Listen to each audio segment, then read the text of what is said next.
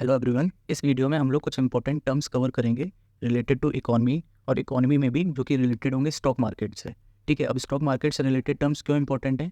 क्योंकि 2023 में एक तो क्वेश्चन उन्होंने पूछा था बीटा, है ना। तो इसी तरह अल्फा बीटा भी गामा, है ना, ये सब चीज़ें होती हैं, तो उसको हम लोग एक बार कवर कर लेंगे। एंड ऑल्सो इस बार एक न्यूज़ में थी अडानी की, वो जो रिपोर्ट आई थी हिंडनबर्ग रिपोर्ट, है ना, उसकी वजह से स्टॉक मार्केट बहुत ज़्यादा न्यूज़ में था, उसके टर्म्स भी बहुत ज़्यादा न्यूज़ में रहे थे। ठीक है, तो इसलिए स्टॉक मार्केट इस बार एक्सपेक्टेड है कि एक क्वेश्चन आ सकता है लाइक बीटा की तरह।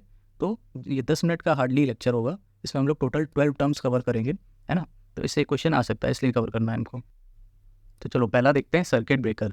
ये क्या होता है? जैसे कोई भी शेयर का प्राइस ऊपर नीचे जाता है, बट अगर किसी शेयर का प्राइस बहुत ज़्यादा ऊपर चला जाए तो बहुत ज़्यादा नीचे चला जाए, है ना, तो ऐसे केसेस में उस पर हॉल्ट लगा दी जाती है। किस लिए? है ना, ये इसीलिए लगाई जाती है क्योंकि मान लो कोई अगर प्राइस नीचे जा रहा है किसी कंपनी का, तो अगर वो अब नीचे ही चलता जाएगा तो उसको सब लोग बेचना स्टार्ट कर देंगे, तो उसका और नीचे जाएगा, तो ऐसे तो पूरी कंपनी एक ही दिन में डूब जाएगी, है ना। तो उस चीज़ को रोकने के लिए उस पर हॉल्ट लगा दी जाती है उसकी ट्रेडिंग पे। जैसे कि अगर कोई मान लो XYZ कोई शेयर है ना, उसका प्राइस नीचे चला गया -5% एक ही दिन में, तो -5% पे यहाँ पे एक ब्रेक लगा देंगे। ठीक है, मतलब जैसे ही यहाँ पे प्राइस आएगा उसकी ट्रेडिंग स्टॉप हो जाएगी उस दिन के लिए। ठीक है, नेक्स्ट डे फिर से स्टार्ट हो सकती है। ऐसे ही कुछ शेयर्स के लिए -10% पे ही ब्रेक होता है, कुछ के लिए -20% पे भी होता है। सिमिलरली क्या होता है, अगर सडनली राइज कर जाए उसके लिए भी ऊपर एक ब्रेक लगा देते हैं, जैसे कि 5% का लगा दिया, 10% का लगा दिया, 20% का लगा दिया।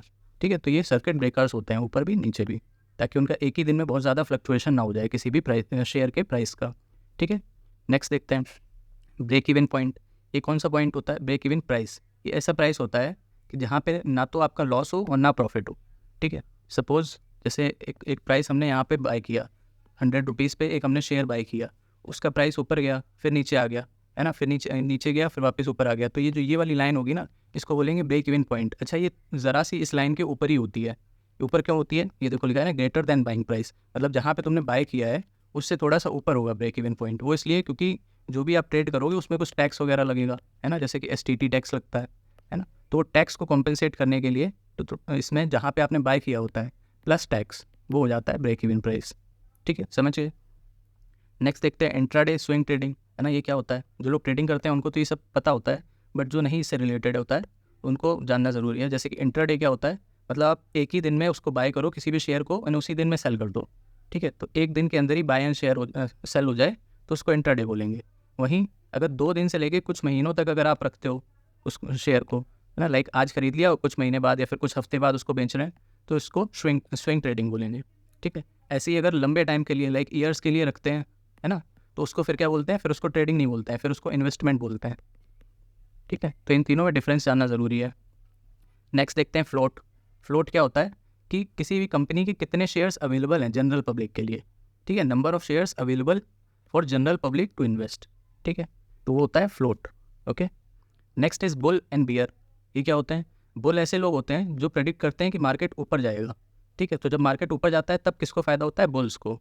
और ऐसे कुछ ऐसे लोग होते हैं जो बियर्स, जिनको बियर बोलते हैं, और वो प्रेडिक्ट करते हैं कि मार्केट विल गो डाउन। ठीक है, तो जब मार्केट नीचे जाएगा तब बियर्स का फ़ायदा होता है। तो बुल एंड बियर ये याद रखना। इसको कैसे याद रख सकते हैं?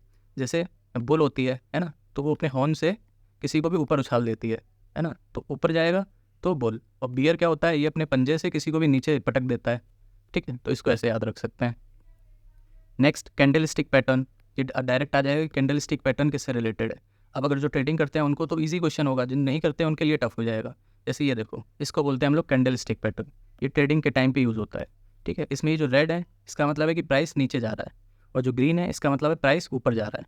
ठीक है, तो कलर भी, रेड का मतलब डाउन, ग्रीन का मतलब अप। ओके, तो ये हो गई कैंडल स्टिक पैटर्न।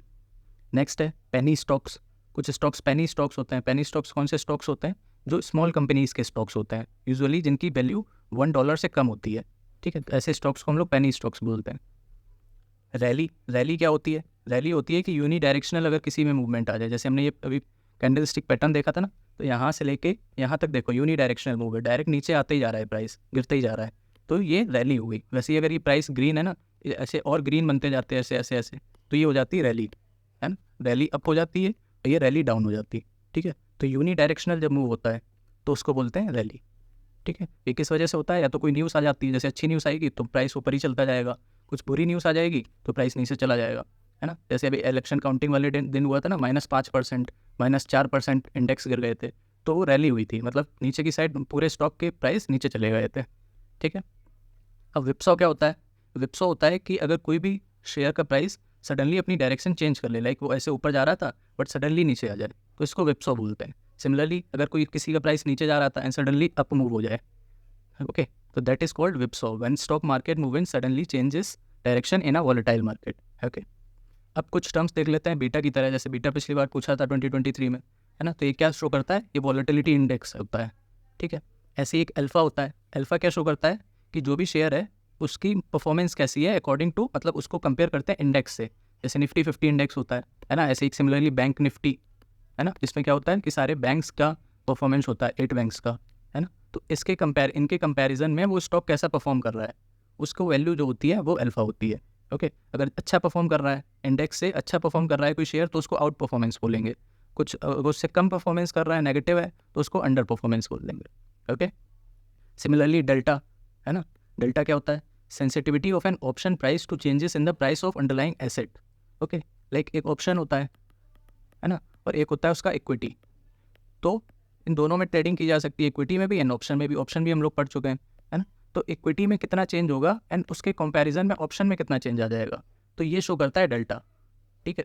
जनरली क्या होता है, एसेट में जो प्राइस इंक्रीज होता है उससे कहीं ज़्यादा ऑप्शन में इंक्रीज हो जाता है, इसी वजह से ऑप्शन थोड़ा रिस्की ज़्यादा होता है ना। लाइक एसेट अगर कोई है, इक्विटी है ना, एक एसेट मतलब इक्विटी की बात हो रही है, तो ये एक दिन में -5% या -10% ही जाएगा, क्योंकि सर्किट ब्रेकर जो हम लोग ने अभी ऊपर पढ़ा ना। बट ऑप्शन में ऐसा नहीं होता है, ऑप्शन में सर्किट ब्रेकर नहीं होता है, ऑप्शंस का प्राइस डायरेक्ट 100% भी एक ही दिन में गिर सकता है, ओके। लाइक जो एक्सपायरी होती है इसकी, चलो एक्सपायरी में नहीं जाते हैं, वो तो फिर ज़्यादा टेक्निकल हो जाएगा। नेक्स्ट पढ़ते हैं गामा, ठीक है, ये लास्ट है। गामा क्या शो करता है? Rate of change of delta, मतलब जो हम लोग ने यहाँ पे डेल्टा पढ़ा ना, इसका रेट ऑफ चेंज को बोलते हैं गामा, ठीक, सिंपल। अच्छा, फिर एक रो और होता है। रो का क्या होता है? Option sensitivity to interest rate, मतलब ऑप्शन के प्राइस में क्या चेंज हो रहा है as compared to interest rate, ठीक है, उसको बोलते हैं रो। तो ये 4 इंपॉर्टेंट है, alpha, delta, gamma and row.